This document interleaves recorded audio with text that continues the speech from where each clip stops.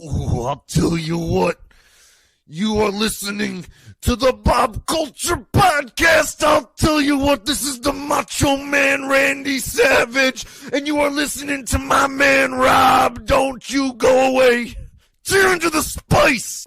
All right, ladies and gentlemen, welcome back to a very special WWE Wrestlemania Backlash Predictions Panel episode of the BCP. Right now joined by not the all-elite stellar panel, but our all-time all-star panel. Please welcome back to the show. You know her from Kimmy Talks Wrestling. You know her as the booker of this show, which we'll get into a little bit. You know her from RDP Promotions. She's the goodest sister. Please welcome back to the show, Miss Kimmy Sokol. Kimmy, what up? Thanks for a few minutes. How are you? I'm pretty good. I think we should now call this Kimmy Takeover because I technically did all of this. So this is Kimmy and Rob's podcast. Welcome. I hope you all enjoy.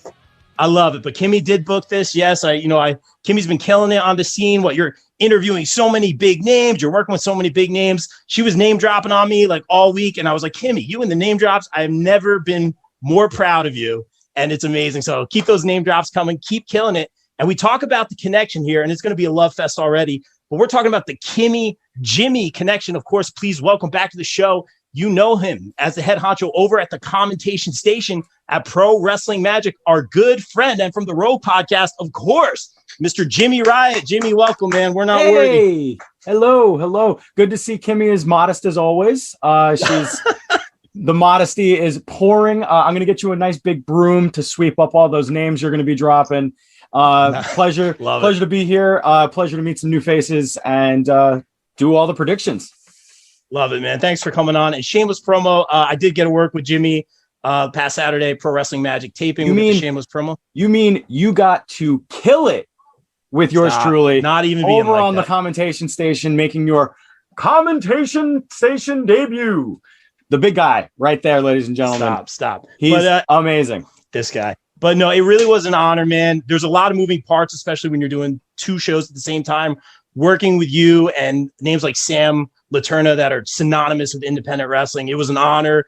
You did such a good job steering that ship and being the point guard, man. It really was a learning experience and an honor, man. So thank you so much. And get that shameless promo out there. Was it on the 29th? Is it? May 29th, Pro Wrestling Magic will be making its IWTV debut.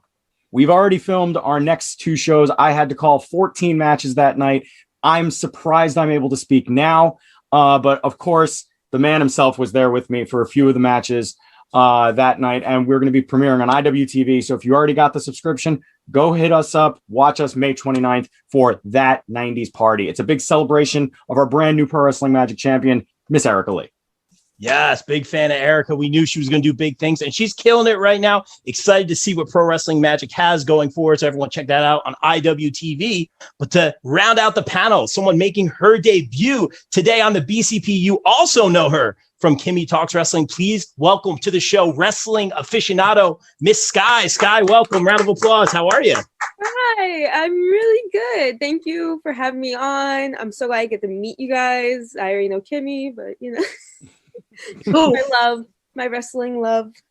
Yes, of course. This is the real deal. But Sky, thanks for coming on. Kimmy obviously booked a stellar panel. So without further ado, Kimmy, let's talk WWE WrestleMania Backlash predictions. It's all yours. Here's the keys. Boy. I'm handing you the proverbial keys. There you go. Oh, thank you so much. So, of course, first of all, what is this name? Okay, let's start there.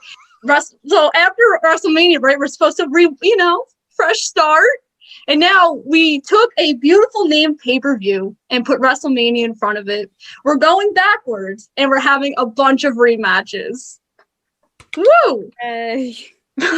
But before we get there, we have to talk about one key match on Friday Night SmackDown for those Women's Tag Team Championships.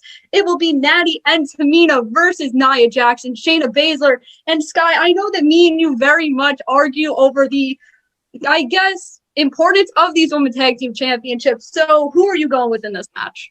I wouldn't be surprised if they make Natalya and Tamina win it on not a pay-per-view.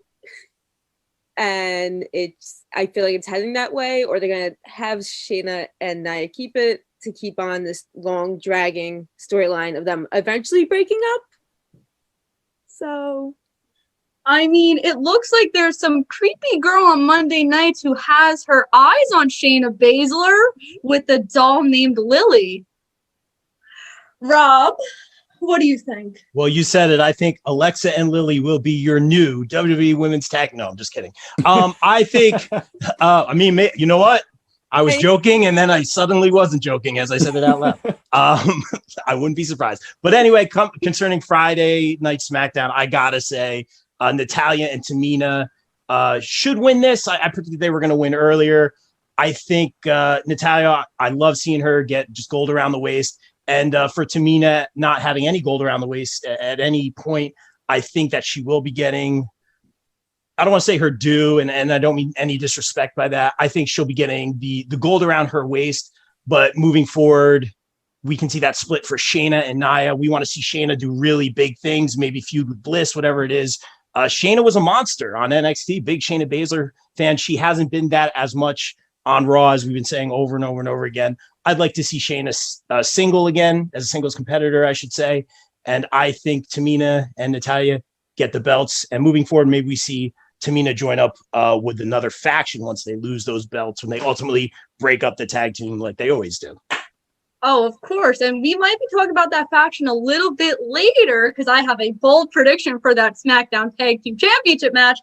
But Jimmy, the last time you and you were on a panel, I believe we predicted and planned out the pay-per-view better than WWE did. I believe we did, yeah. Yeah, so the commercials. And the commercials. So let's see if we can do this again. What are your thoughts on the Tag Team Championship match this Friday? Well, okay, so first and foremost, Lily and Alexa will be making their presence known, causing untold damage. Cramping the leg from a distance will be Lily and Alexa. But as we know, the submission magician herself has overcome unbelievable odds in the past. And I think that with the way WWE has been doing things, especially with creating an entire pay-per-view, which, by the way, let's talk about the name for just 2 seconds. They really, I said this to you, Rob, at the tapings, they really had to make up for the horror show at Extreme Rules. So they decided that as a society, we needed not only Backlash, but Wrestlemania Backlash. That whole compound word thing going on. Are we going to get WrestleMania Money in the Bank so that they keep getting these subscriptions up? Who knows? I can't wait to see it. WrestleMania all year round. It's like pizza bagels, ladies and gentlemen. If you need it, you can have it whenever you want.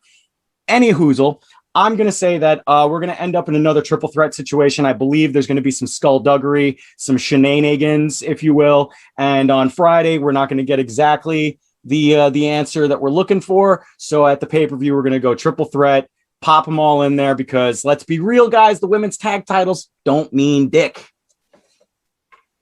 Yeah. I agree. Well, I mean, they just had to make them an NXT too, just to... Why do that? Why do that? Why do the thing? I love how Hunter's like, oh, NXT doesn't need a million titles. Okay. But I'm going to have to agree with Jimmy. I believe this is somehow going to end in a DQ, whether Alexa makes her presence known or Reginald gets involved, because Reginald just loves interfering for no reason. Let's remind the audience, ladies and gentlemen, hashtag Reginald for Cruiserweight Champion. Let it happen. Make your voices heard. I mean, he's been really impressive in the women's division the past 2 matches he's had. But I think this is going to end up being the WrestleMania Backlash pre-show match, to then give Tamina her due, which I thought she was going to get at WrestleMania, but WWE just wanted to screw me over. They must screw everyone over. I mean, yeah, especially you. You were like, oh my God, I'm going to cry if Tamina wins. I was going to be so excited for her. It's been like over 10 years. Finally get it. No, they just want to play with people's emotions and not do what we want to happen. See, I agree with you. I fully agree with you. If Tamina had won at WrestleMania, I would have cried too, but out of sheer sadness. That listen, she's got the staying power. She just doesn't have anything else. That's all I'm saying. So, Natty, I love you, but same deal. Samesies. My heart, my powerhouse. No. Well, Skyler, if it makes you feel better, I believe that she might be joining the people that she joined when she debuted. Dude, I would be so excited. That would be amazing. But we'll get there when we get there, because I think one of the main things coming out of WrestleMania Night 1 was, of course, that stellar women's main event. And, we start every BCP show with the women. See, Rob, I do take notes. So we are starting with, obviously, the better women's match on WrestleMania Backlash, which is Bianca Belair versus Bayley. I was on this show predicting that Bianca Belair's first feud after WrestleMania will be Bayley. Definitely, thank you for taking my notes. I love you too. Okay. But I think it's going to be a really good match. I'm upset that kind of the build hasn't been as strong as it has been like in January when they first started feuding. But I think Bianca's going to go over so well here. Such a strong match to put her over in her first defense as champ and go on to have bigger and better matches, and hopefully against Sasha Banks at SummerSlam for part 2. Rob, what do you think? Love it, Kimmy. I'm just going to keep it short and sweet on this one. We knew, like you said, it was going to be Bayley taking on Bianca Belair. I've been a fan of Bianca forever since NXT. We got to meet her, name drop. Very, very sweet person. Like I've been saying on the show, they've been keeping her at 30% until they got to WrestleMania, and then she's 90%. Like her moveset is insane. She's the strongest, fastest, like all the ESTs. Although at WrestleMania, it did say EST of NXT on the Titantron. Nunes caught that. But I digress. I think Bianca here is going to just show up and show out. It's going to be the Bianca Belair show. I'm here for it. Bianca retains. Jimmy, your thoughts? Well, absolutely. They spent a long time building Bianca. They had her win the Women's Royal Rumble in a fantastic performance. But let us not forget that Bayley is absolute magic. She has brought the best out of every single competitor she's in the ring with since her time in NXT. Hell, even gave All Red Everything her best match in company history. Let us not forget, Bayley is magic. But I think it is way too soon to take the title off of easily one of the biggest stars in the company until Becky comes back. Bianca Belair has to retain. This is the way that it's got to be. And to echo what you guys were saying, SummerSlam is looking like Sasha Bianca 2, possibly even a triple threat with Bayley thrown in there because, as I said before, #Bayley is magic. I'm kind of upset you mentioned All Red Everything. Yeah. Jimmy, I wanted to throw my TV out the window when they showed that vignette 2 weeks ago. Hey, we only have 16 more weeks and they'll match on Melina. So I'm waiting. That is true. But also speaking of SummerSlam, bring it to MSG, guys. I heard the rumors. Me and Skyler want to go. Yes. Let's go. Let's do it. We can all go together. We'll all drive. Best for business. Yes. Exactly. Skyler, you're a big fan of women's wrestling itself. So what are your thoughts of this excellent matchup? Well, Bianca's going to go over 100%. I agree with all of you. Bayley's going to show, do her, like you said, her magic. She's going to push Bianca to her limit and show how much Bianca can do in the ring, how much she's been doing. She's just amazing. I think it's definitely going to be the better match of the night. I honestly, because Bianca's athleticism, Bayley's heel work and her talk, and then her movesets, they work really well together, and it's gonna be magic, as Jimmy says. It's love it. They really encapsulated that magic at WrestleMania, right? Yeah. I mean, that's going to be one of those things that we're going to be talking about, I think, for the next few years, about how they totally pooped the bed when it came to not including Bayley in a bigger, stronger sort of way. And obviously we know that, life gets in the way, and Becky was apparently supposed to come out, and there was supposed to be a whole thing that led up to that, but at the last minute didn't happen. Really? Yeah. From what I understand anyway, through the grapevine or whatever, apparently Becky Lynch was supposed to be the one who came out, and not the Bella thing that happened that got the worst reaction of WrestleMania. I mean, we can talk for hours on Bryan getting booed, Hogan getting booed, but then the Bellas coming out. You may as well put them in some robes and just had them out there just hi guys, we suck. We're out of touch. Because that's really what it is they show that they're completely out of touch, and they knocked down Bayley, who is supposed to be a heel, but she's a great heel. So we're going to be talking about it for a long time. That's it. There's too much to go into about it. And one other thing that I think we'll be talking about for a long time is obviously Damian Priest's debut at WrestleMania. Hell of a segue. Hell of a segue. Thank you. I really tried with that one. It's tough. It's tough sometimes. Obviously Damian Priest with a hell of a debut. I thought they were going to go in an entirely different direction what he was going to do after WrestleMania, but we're back to The Miz in a lumberjack match, which is a match we could have seen on Monday Night Raw. Jimmy, your thoughts? Okay. I don't get Damian Priest particularly. He has a lot of weird flashy lights and he does the arrow. I don't know what an Archer of Infamy is particularly. He seems to like fire and wants to live forever and likes jacuzzis and women. Listen, man after my own heart. Obviously, he looks like Chris Angel. He reminds me of Chris Angel, Mind Freak. That guy. Remember him? I don't get it. Wow. I love The Miz. I've loved The Miz for a really, really long time. But unfortunately, this is where The Miz is in his career. He's going to eat the pinfall. He's going to lose, and Damian Priest is going to be on the way up because, as another rumor mill was started, that if the Bad Bunny thing didn't pan out, it would have been over for Damian Priest. Luckily, Bad Bunny is an excellent performer and knocked it out of the park. Canadian Destroyers, please. It's got to be Priest. It's got to be Priest here. Now, is this the beginning of Morrison and Miz breaking up? Probably not. I don't think that they're going to split those guys up anytime soon because they're goofy. They're not really, you can't really take either of them seriously. And if I have to stop calling John Morrison Johnny Drip Drip, I may just stop watching wrestling altogether. Because Johnny Drip Drip is my man's. I love him. Whoa. There's only one wrestler that you should be calling the drip for, and that's Seth Rollins, who isn't even on the card. Oh, hold on, honey. No, hold on. You're gonna talk smack about Johnny Drip Drip right now?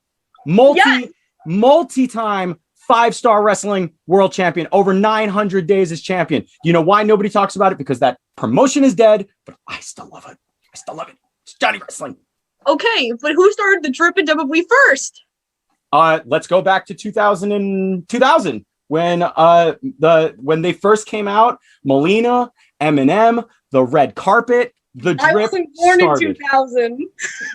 Oh my! I wasn't born in 2000. Is it warm? Is it suddenly warm in the podcast? Is it suddenly warm? I feel like I'm aging quicker. Rob, let's throw to you. This is a tough one. You bring up some good points, Jimmy, as always, man. Miz is my dude. Shameless promo. I got to be on the Miz and Mrs. show because met him at a outside a venue or whatever. He held up the title you see right here, the Bobman WWE title. It's got the Miz autograph on the back, and I got to be on TV. And I said, guys, in post, don't take out the Bob Culture shirt. And they left it in. Great job, USA Network. Shout, give me a call. Miz is my man. I like what he's doing. Damian Priest, I want to like, and on the indies, I liked a lot, but it's like, even in NXT, I wasn't, usually in NXT, they get it right and knock it out of the park with a lot of these guys, but I wanted to like him and I never did. It's kind of like what Jimmy said, he's got the bow and arrow and he's got that dark, ominous presence, and he's got a great voice too. But it's I can't connect. I'm not engaged by him and I'm not drawn in and I don't know what it is. And they didn't drop the ball with him on the main roster or anything, which happens sometimes, to be honest, but I don't get it. And I'm, for that reason, maybe they're going to do the money is in the chase kind of a thing. And I'm going to go with maybe some interference, or obviously this being a lumberjack match. I'm going to go with the Miz. Ooh, spicy. He's being different. I see you over there. Skyler. You guys have a lot of great points. I agree with the Damian Priest subject. I watched his Chronicle today because I was I have to watch it. I've been watching everything. And it was nice to learn a little bit of background on him and how much he loves this company, the business and everything. It just, I agree. I can never find a connection. And usually I do with these different angsty characters because that's my favorite. And it's so hard. Maybe his moveset, I don't know. It may be his charisma that's kind of low for me. But yeah, that's how I feel also. And for this match, I like the stipulation because it does make sense. I do like that it's a lumberjack because the Miz does run. They've been putting that like throughout the weeks. Yeah, the weeks. And the years, the decades. Yeah. The millenniums. So I this one's very hard because I'm like, I can see either one winning. I honestly think the Miz is gonna win because he's been getting pinned, and I know it's supposed to get him over and everything, but he's lost twice already. And with WWE logic, he might pick up this one with a lumberjack match actually going to his advantage. Oh, of course, WWE logic, because it's the best logic in all of the universe. Yeah, think that logic, man. No, you can't. Here's my thing. I was a huge Punishment Martinez fan. If y'all don't know, Rob, that's who Damian Priest was before. Yeah. Wow. Oh, the shots fired. Wow. Really? What was he? Former Ring of Honor TV champion, I think, at one point? Yeah, yes, he was. And that's where I met him when he was TV champ. Monster Factory guy, too, I think. Yes, Monster Factory guy from Paulsboro, New Jersey. Check him out. Name drops all around here. But I have to go with Priest. I think that there are big fans of him, especially from Mania. And I think they can realize, Priest also isn't young. He's old. He's in his late 30s. So there isn't really... What? Old? Me and you talked about this specifically. Old, late 30s, just my heart. It's my knees is what it is. The knees and the back. It's the knees and the back. But I digress. Yes, digress over there. So, there's not a lot of room for him to really do anything in WWE because, he is getting older. Usually people retire within the 40s and then come back for no reasons whatsoever. So I'm going to go with Priest to hopefully go in for the U.S. title after Carrillo and Sheamus are done. Well, and then hashtag, where is Keith Lee? Has anyone seen him? Hopefully he's healthy and doing well. Yeah. Put him on the back of a milk carton. But I do digress, as our host would say. Because now we got to move on to the SmackDown Tag Team Championships, which I believe, coming from this, something that might happen on Friday, the Usos might be forming their heel tag team again? Possibly. I think so. So I'm going to go. So obviously it's the Dirty Dogs versus Rey and Dominic Mysterio. They've actually built up the father-son tag team. If they do win, obviously they'll be the first ever father-son tag team champs ever. But this isn't their time. I'm going to give it to the Dirty Dogs, and then whatever the next pay-per-view will be, either Money in the Bank or Extreme Rules, because WWE just likes to change the schedule. That is when the Usos will win, and then, heel Roman, heel Usos, put Tamina in there as well. Heel faction. Skyler, I see you getting excited. Your thoughts? Well, I heard from stuff around the internet, I heard they're going to put the titles on the face tag team so that the heel Usos can go against them and pick it up at the next pay-per-view. Because you can't have Bobby and Ziggler turn face in 3 weeks. You could, but it wouldn't make heels sense. Versus heels? WWE doesn't care about that anymore. It wouldn't be a good match. That's not my thing. So I think Rey and Dominic are going to win just so WWE can be like, this is the first father-son tag team champions. They love their statistics, man. Yeah, they like being they love. We're a moments company. Yeah. Moments. Jimmy, do you agree? Well, okay, to steal the evergreen line of how can I miss you if you won't go away? The ultimate tag team for that is the Dirty Dogs, which don't know what that's all about. They're men in their 40s. Don't know what that's all about. But I think that, of course, WWE loves a statistic. Why they wouldn't give it to them on the SmackDown right before WrestleMania is weird to me. For some reason, I guess must have been some politicking, brother. And they wanted to hold the straps a little bit longer. But I think that Bobby Roode and Dolphy Ziggs, they got a vamoose for a little while, and they got to drop the belts and start super kicking some people in the unemployment line for a few months. Because, like I said, how can I miss you if you won't go away? So I think that the father and son tag team at that moment is going to be amazing. They're going to use it in tons of promo packages for 20, 30 years to see a father and son embrace as world tag team champions for the first time. So it's got to be Los Misterios, as it were.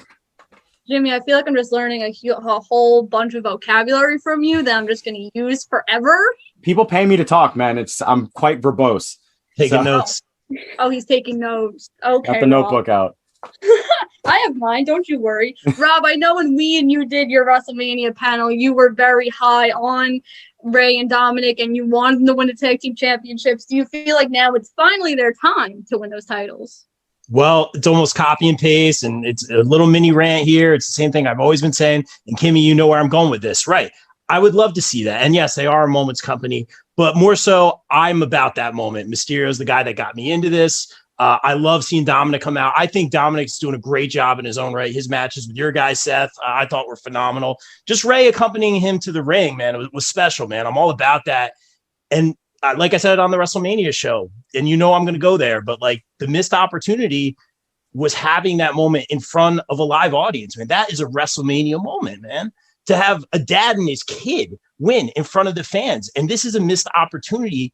I mean, it is a great moment, no matter what. Like, yes, take the fans out of it, all that kind of stuff. Like, it really is a moment. It's between the two of them. Like, I get it.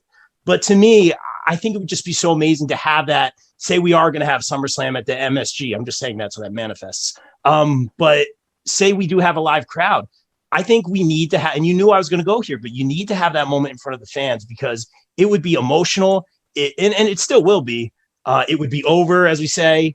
And more importantly, it's just like, I always bring it back to that Brock Lesnar feud with Ray and Brock, which I actually really liked. And that moment where they double 619 Brock and they both did the frog splash. I don't remember hearing a pop that loud in such a long time. And yes, I know we're in a pandemic, but I mean, before that, like the crowd was going bonkers for that. And could you imagine like them getting that steam? And yes, I know it's tag team titles, but how special that would be. And it still will be. I want it in front of the fans. And for selfish reasons, I'm going to say Rudolph, the red-nosed tag team, take this one.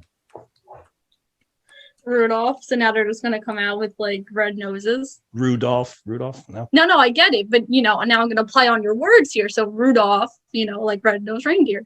Red noses. Their new entrance has to be like the Becky Lynch steam machines. Yeah. And then you just see one red dot as they pilot their way to the ring. And if we don't get that, then they got to go. They're leaving money on the table, ladies and gentlemen. Leaving money on the table. But one more time, I got to say, if you guys haven't seen it, there's a beautiful clip of Brucey P in the background where he goes, big pop. And the Thunderdome audience suddenly pops. They're going to want that for Ray and Dom. They have to. I think it's stupid if they don't do it this time. I mean, that's my one thing, though. Like, I would figure they'd want us in front of a crowd and not Thunderdome audience, which is why I'm like, okay, maybe they'll wait till SummerSlam because it looks like that's when they're going to start touring anyway, which I don't want to go with them yet. But should have done it at Mania. Should have been Mania. That's just me. I mean, yeah. They're looking for the future of the Roman Reigns clan. Like they're looking for, they're doing that more. They're looking forward instead of just looking now of what could happen. And it's just fair point. Long-term booking. What a novel idea. Holy smart. I got to take some notes here. Hold on one second. Look at you. Look at the debut, Skyler. Look at you. I'm doing good. So now we're going to move to 1 out of 2 triple threat matches. And I feel like my one theory for this triple threat just goes against what I want to say for the second triple threat. But this is just the pay-per-view of triple threats. So I want to hear everyone's theories first so I don't go crazy. So Jimmy, make me not feel crazy. Well, okay. So of course we're going to have Daddy Drew McIntyre taking on, that's my lovely spot on Scottish accent. Don't at me. And then, we got the gardener, Braun Strowman out there. I knew that was coming. Oh, yeah. He looks like a gardener, guys. He wears the gloves on his waist. And then Big Bobby Lashley. That's like a ready-made, like stellar triple threat match. No way Big Bob's losing that. But I like a triple threat. It opens up booking possibilities. So you could give me an entire night or 3 or 4 triple threats. If the match is good, if the booking is good, if the story is there, listen, to quote Effie from Big Gay Brunch back at the Collective, we're here for good shit. We like good shit. That's what we're here for. And I don't care what it is. Put the world title on Lana if the story makes sense and is a brilliant story and she can functionally kick somebody without missing them, then I'm here for it. As long as it's good, I'm here for that shit. So do what you got to do, Vinnie Mac, but make it good. Rob? I feel, and Jimmy got me a little bit more hyped for it than I was, man. I feel like kind of painted themselves into a corner a little bit here because with Drew, and I did like the booking of Drew losing at Mania. I thought that was actually a really good booking. Like, it would have made Lashley look weak. And I had been going all year with the theory that Drew is going to win this at Mania or retain at Mania and get that reaction. He didn't. He was the first one out, but I digress. I think it was great that Lashley retained there. And I thought it was great booking, like I said earlier, but you knew, like always, they didn't know what to do with Braun, who I always think of as the gardener now since Jimmy was on our last show. I can't unsee it, but they don't know what to do with Braun. It's been that way for a long time. They kind of slapped the Universal title on him. What was it, last year? He won all the greatest Rumble and all that kind of stuff. But that there's nothing really organic with Braun. I feel he's kind of wedged into things, and yeah, he deserves to be a number one contender all the time. That makes sense. But for Drew to win the title, 3 times in a year's time, it doesn't make a lot of sense to me. And I like Drew. I didn't like the face turn for him, but he's really won me over. The way he really carried the company on his back, the way he beat COVID, and he's talked about it to the camera. I thought he's done a great job, and he is a deserving champion. But storyline wise, I think keep it on Lashley. Maybe I'm in the minority here, but I don't see a title change here. I say Bobby Lashley retains, and it makes Lashley look strong.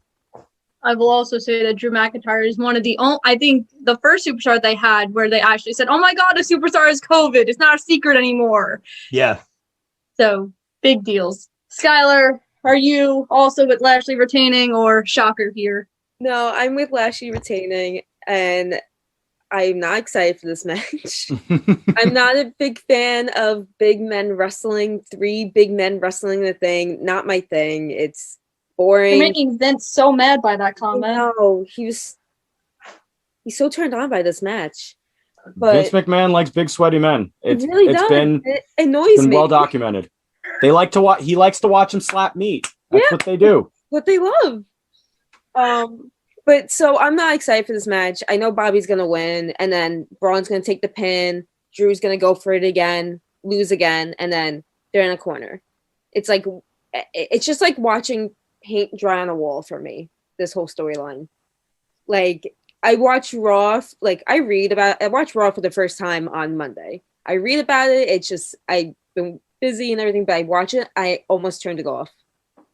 Like, it got to that point where it's just like, to like the storyline, I was just like, this is so boring. Like, I don't like Braun's boring to me. Bobby's boring. Drew is, I like Drew. I just feel like he just needs to like have a different storyline away from the title. I see that. I agree with question for the panel, real quick. Answer. Do we see possibly a Drew McIntyre heel turn and draft over to the blue brand at some point? Because personally for me, I love Drew. I think he's been great, especially through the pandemic. As Rob said, he put the company on his back, really carried it and everything. Unseated rather, Big Daddy Cool as the champion during the lowest point where they didn't make a lot of money because, COVID this time. 1995 was different. Diesel just... But so my thing is that I'm sick of Drew as a babyface. I think he's done everything he can. I think it's time for him to get drafted over to SmackDown, be a heel again, maybe team up with the Dirty Dogs. I don't know, change their gimmick up a little bit, freshen things up a little bit, have him start claymoring people's heads off their shoulders. I don't know. What do you guys think? Anybody first? I think, so I like that. I like the whole idea of the draft and the heel turn. But my one thing is everyone's going to want to see Drew and Reigns again, right? And then we saw that at Survivor Series. Now they're both heels. I don't see Roman turning anytime soon. But I also wouldn't want Drew to go after the main title right away. Maybe the IC title. So that's a possibility since he hasn't held it since 2000. 9, Mhm. 8, if I could do math correctly, which is rare. But when would you plan that shuffle to be? Because they usually do one right after Mania. Yeah. Well, they've been doing them closer to Survivor Series lately, which is stupid because 6 weeks away from, you know, the one night of the year where everybody fights for brand supremacy. Most of the SmackDown team was on Raw 6 weeks before the Survivor Series match. So that doesn't matter. They should do it like 2-3 weeks, maybe right after Backlash. If they say, hey, in 2 weeks, we're doing a brand split. We're doing the draft again. Everybody's going to get shaken up. No one is safe. Walking Dead, yada, yada, yada. And then we don't see Drew for maybe a month after he gets drafted. All of a sudden, bagpipes hit. He takes, SmackDown is very heel heavy, but if you want to throw maybe Riddle over there as well. No, I'm sorry. He's US champion still, right? Sheamus. Well, another heel. But you also want to get Sheamus and Drew apart from one another. They've already done their thing. They've had great matches and everything. So they got to be split apart anyway. Yeah. So I think that it's got to come soon. And I think we got to have a Drew heel turn and we got to start turning some more people face. But will they turn Drew heel? Because right now he's technically the face of the company because he's doing everything. Mm-hmm. It's kind of like a Roman Reigns at the beginning of his career situation, where it's like they didn't want to turn him until it was like we really like backlashed it. Mm-hmm. I just don't think I have another 5 years in me to wait for him to turn heel. I don't either.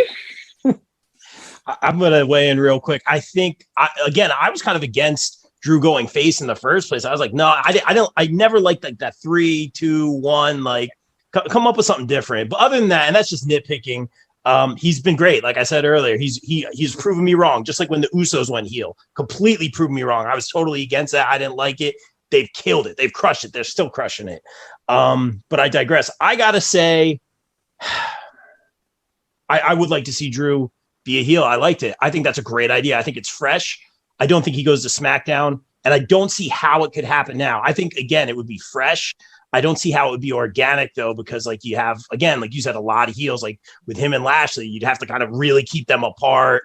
It'd be tough to do, but it makes a lot of sense for something fresh. And like a lot of people have said over these panels, like Raw, and I try not to knock everybody because I'm thankful for any sort of entertainment, especially during this COVID era. I really am. But Raw's been tough. It's really been tough to watch. And that's been the consensus, man. But I like the fresh thinking.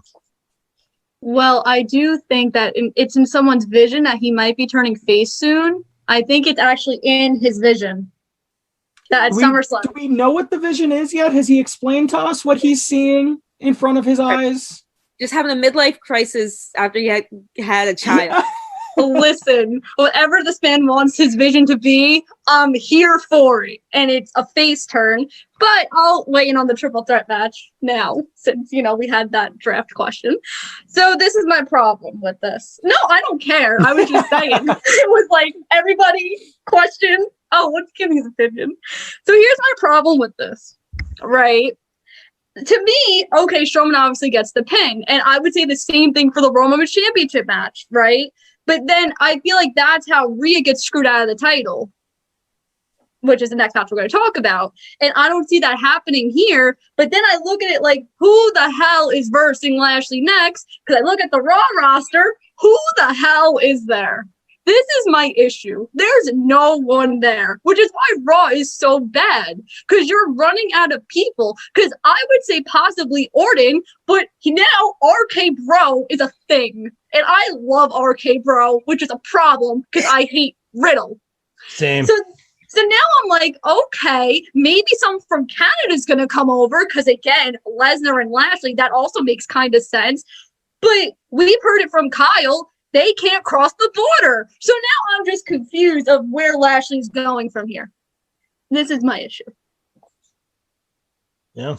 I think with the Hurt Business, you give them a couple of weeks and they can turn things around and probably make Bobby and MVP face if they really needed to, because we all know RK Bro is doomed to fail.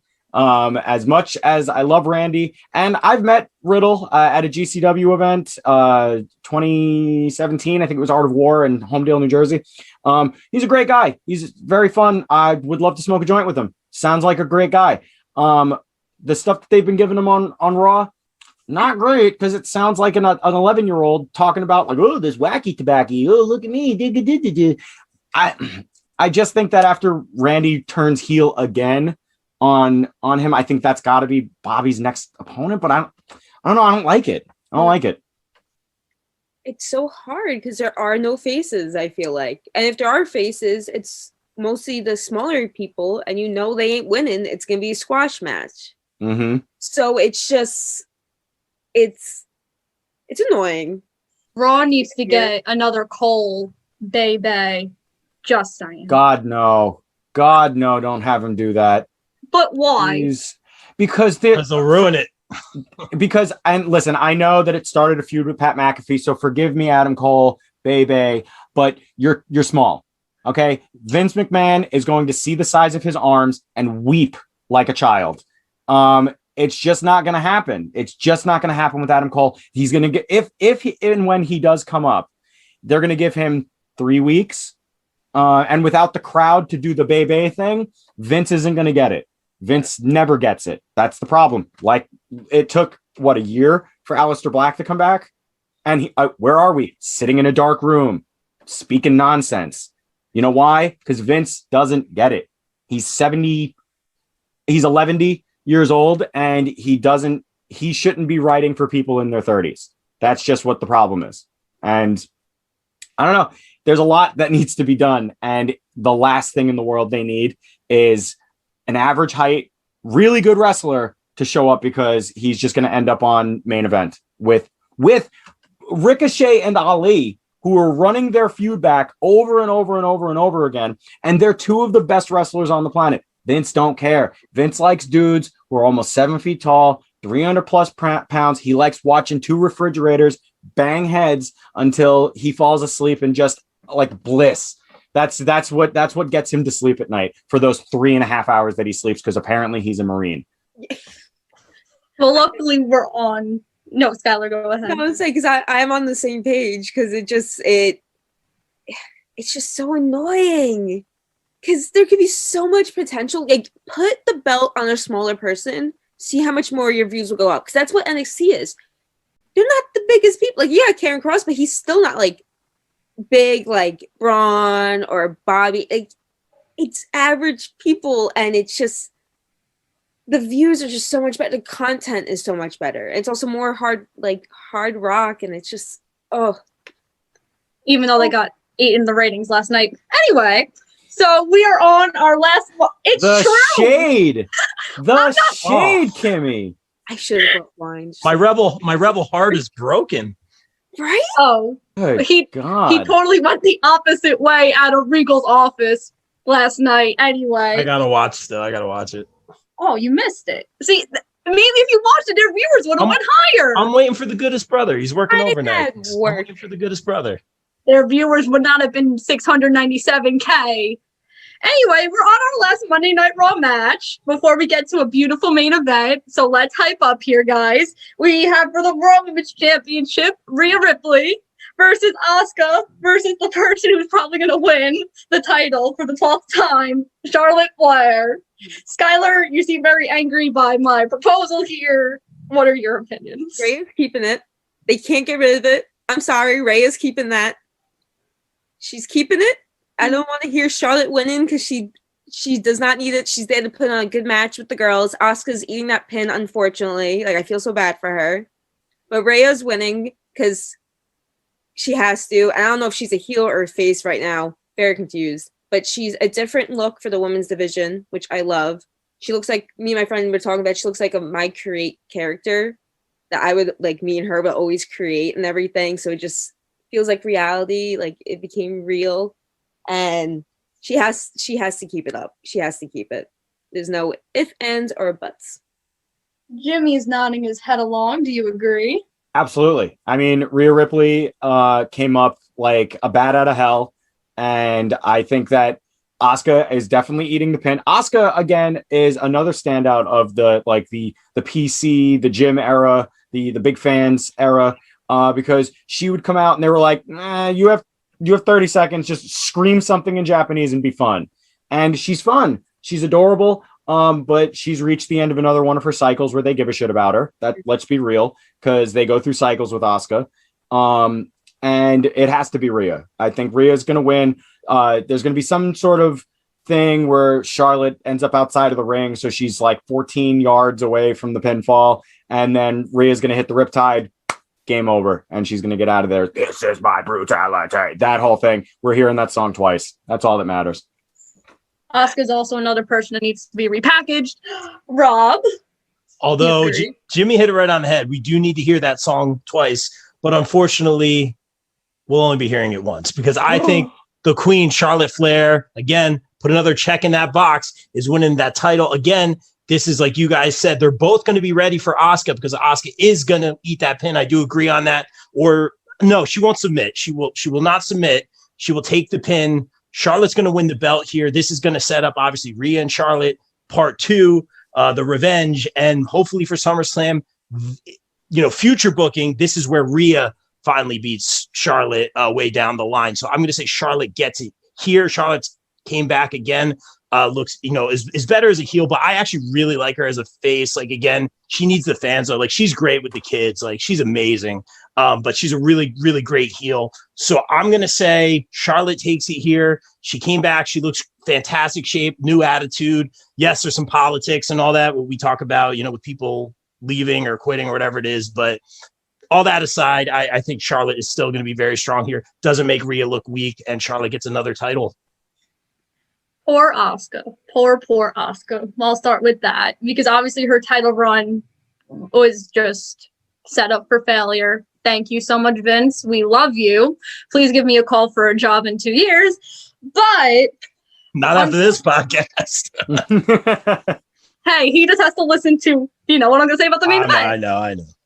So they'll all be ready for Asuka, but Charlotte was always born to conquer, which is why Charlotte will be winning, because Doughboy Politics, they just love Charlotte and want to keep giving her this title. Woo! And then eventually down the line, Alexa Bliss will be taking it from her, and Lily and her will be Raw Women's champions.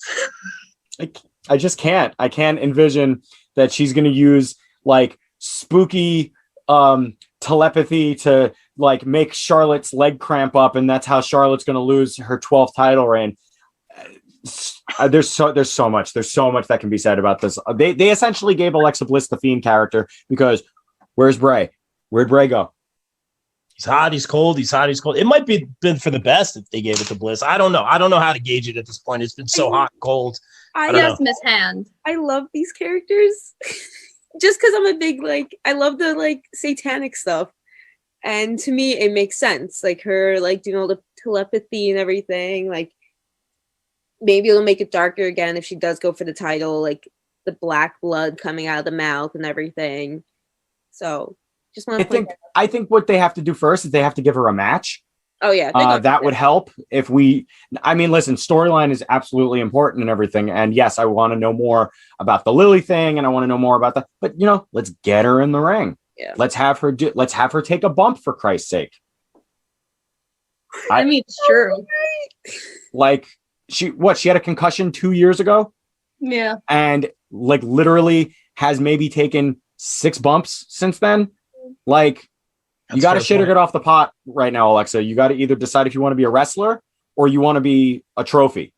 And that's what they're using her as. They're like, look at the pretty girl. Look at the pretty girl. We're not going to do anything with her, but look at the pretty girl. Give us your views. And it's got to, because I like Alexa Bliss. Don't get me wrong. I love Alexa Bliss. I think she's great on the mic. She's fun in the ring, but let's get her back in the ring and not throwing fireballs at people, doing collar elbow tie-ups, headlock, maybe that Twisted Bliss nonsense. I'm all about it. Actually land on your stomach and don't put your legs up to your chest. Yeah. Wow, you're so nice. Thanks. Can we get Bowling for Soup to come out at some point and play that song? I know it won't work with this gimmick, but let's make it happen. It's a great song. It's a great song.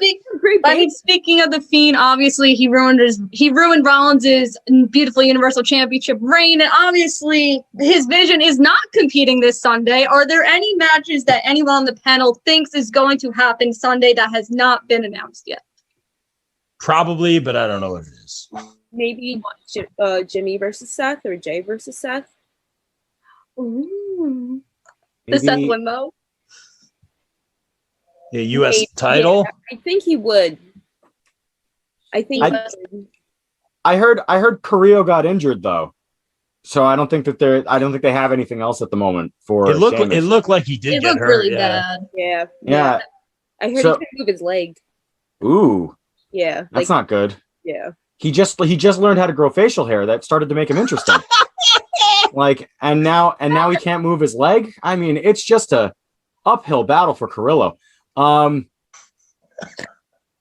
mean, maybe we get the Usos back together as a tag team for like a pre-show match just to like work the rust off or whatever. But I've loved main event Jay. I've really been into Jay Uso as a singles competitor, and Jimmy Uso, if he decides to use an Uber more often, maybe he'll be on TV more often. I don't know what the deal is.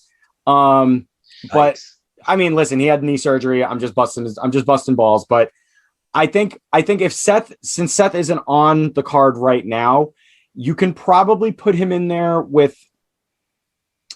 I mean, are they Commander Aziz and what's his puss doing anything on the pay-per-view? No. He just won the Intercontinental Championship. He changed his accent for Christ's sake. It's fine. He's still boring. Whoa! Boring. This is the most interested I've been in Apollo Crews since he was spelling his name to the ring every week. Okay? Yeah, 2016 incredible. Smackdown. Fantastic stuff. Incredible. But yeah, to have all these guys, I get the Sheamus thing because Carrillo's injured. You can't turn on a dime like that unless you can. I'm not sure. But you got to go with the guys that you're trying to make now, because in 2 or 3 years, you're not going to be able to call Mark Calloway. You're not going to be able to call Brock Lesnar. You're not going to be able to call Bill Goldberg. You're not going to be able to call any of these guys because they're not going to be able to do it anymore. And who are you going to have? You're going to have Apollo Crews. You're going to have Big E. You're going to have Seth Rollins. You're going to have everybody out there that's trying to make some headway. Hell, you're going to have Ricochet for the next 10 or 15 years, and he's on main event. So let's do some cross-brand promotion here. Let's get Ricochet versus Seth Rollins, middle of the card, 15 minutes. Let them blow the roof off of the Thunderdome, and let's do it, people. Let's just do it. Jimmy for president. More creative. I'll be taking that job at any point, Brucey P. I'm over here. I'm here. Hardest working man in the room. But let's go to that main event, which I believe it's in someone's vision that he might interfere, depending on how things are going over there. Roman Reigns versus Cesaro, finally getting his one-on-one shot for the Universal Championship. I think this is going to be a good match, but I don't think it's Cesaro's time. But I'm excited that he finally gets his one-on-one opportunity. But like I said, I feel like, I don't know, I'm just trying not to be biased here, but I just think it's in his vision that he's going to interfere, and this is the planting of the seeds to a face turn, and that Friday Night Messiah is going to be a face versus Roman Reigns at SummerSlam at MSG, winning that title, and I'm going to be there live. Wow. Now, after all three of you are going to burst my bubbles and tell me that's not going to happen at all, Skyler, what do you think? It might. Just say, at least one thing's gonna happen. He's gonna turn face. I mean, he gonna turn face. I definitely see that, even though I'm mad about that because I love him as a heel. He might interfere. Who knows? I'm so glad Cesaro is getting this match.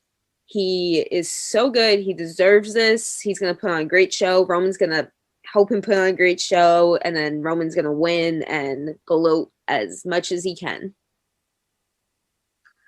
Good stuff, Rob. This is interesting. You got me thinking, Kimmy. Now, again, no way, and I'm a big Cesaro guy. I think we all are here. The guy can wrestle. Give me that no-handed airplane spin on Reigns. That would be incredible. I'm waiting years for seeing him do that. He did it at the past couple of WrestleManias, which was amazing, but I digress. I got to go with, obviously, we say Reigns is going to retain here, but you're planting those seeds with Seth. And I do kind of see that being the SummerSlam match for several reasons. I'm not saying he's going to go full face. I could see him being a great tweener. And this could work because if we make him a face, it might not be that organic, although the seeds are there. Some great points. They are interacting finally on SmackDown. That's one thing. They've had those backstage segments. It's like they say, and get them to the Greek. It's that hateful respect. I think them changing his music back to the Burn It Down, just little things like that, gets him away from the Monday night. Obviously, it's on Friday now. They Messiah changed thing. his theme again, though. Oh, did they again? Yeah. So they went back and forth. No, at Mania it was a whole new theme. It's all of his themes combined. But was it a variation of Burn It Down? I don't remember. No, Burn It Down is not. Burn It Down at the beginning, Right, I remember. But then it goes into something else, and it's okay. Like, so let's use the themes, right? I'm a music guy. I'm a drummer, right? It's an amalgamation of all the Rollins we've known, right? That could be a great tweener. I think in any case or any form of fashion, we are going to see Seth involved in this match, stick his head in, talk to Roman maybe just before the match and not be involved in the match. But they're going to keep them having a conversation. And I think that's the way to do it. Don't force it. Don't force a face turn. That'll be interesting. I think it's going to be a really great match. Cesaro's going to get a show off a little bit, but at the end of the day, he just doesn't have enough to take on arguably one of the hottest guys in wrestling right now, Roman Reigns. No, Jimmy, I feel like you're just going to burst my beautiful bubble into a million pieces. Well, beware of splashback, ladies and gentlemen, because the bubbles are about to be burst. What we have here, ladies and gentlemen, is the battle of the Heyman guys. We got Jason Momoa. We got the Transporter. Okay? Jason Statham on the other side of the ring, ladies and gentlemen. Okay? A clash of the Titans. Never before in the history of professional wrestling. No, Cesaro's not going to win. Let's be real. Jason Statham is going to get transported right back to the mid-card because they don't believe in Cesaro. They don't see, for some reason, they don't see in him what we all see in him. Granted, can't really cut a promo, but he's literally the best wrestler in the world, in my opinion. I think he's got the cardio to run up Everest and then like hit a European uppercut and run back down to get some espresso at the bottom of the hill.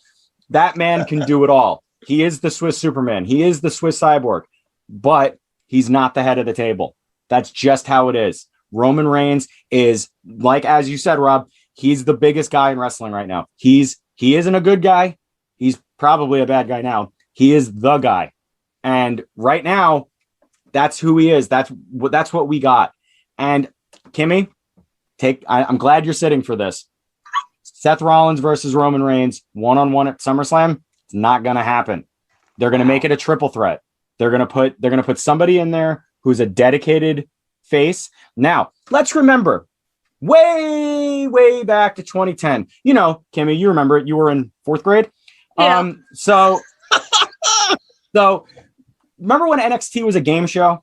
Yeah. And remember when Daniel Bryan got fired and he said, well, Daniel Bryan might be gone, but there's this guy that I know named Bryan Danielson. Daniel Bryan might be off of SmackDown forever. Bryan Danielson isn't. Whoa. So Wait, I'm thinking that unintentional super long-term booking here.